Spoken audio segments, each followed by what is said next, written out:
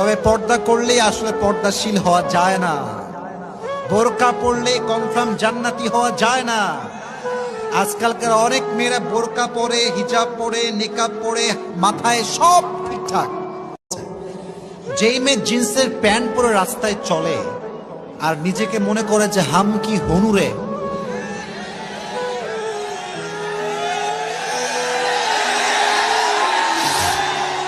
আসলে বোন আপনি কিছু হতে পারেন নাই। গোল্ড বা স্বর্ণ বা হীরা তখন আপনি ফুটপাতের দোকানে খুঁজে পাবেন না। এটা পেতে হলে আপনাকে গুলশান যাওয়া লাগবে, যমুনা ফিউচার পার্কে যাওয়া লাগবে, বসুন্ধরা যাওয়া লাগবে, এবং কাচের ভেতরে প্রোটেকশন সহ আপনার গোল্ডেন রাখা থাকে। ঠিক আছে না যুবক ভাইয়েরা? যুবক তোমরা খুবই ডিপ্রেসড, কবে বিয়ে হবে, পাই না কেন রে? আরে বেটা ধৈর্যশীল হতে হবে। এমন একটা ভাগ্যে তোমার জুটবে যে তোমার ভাগ্যে তোমার বন্ধুরা আশেপাশেও নাই। ঠিক কিনা যুবকেরা? বল, ধৈর্যশীল হও।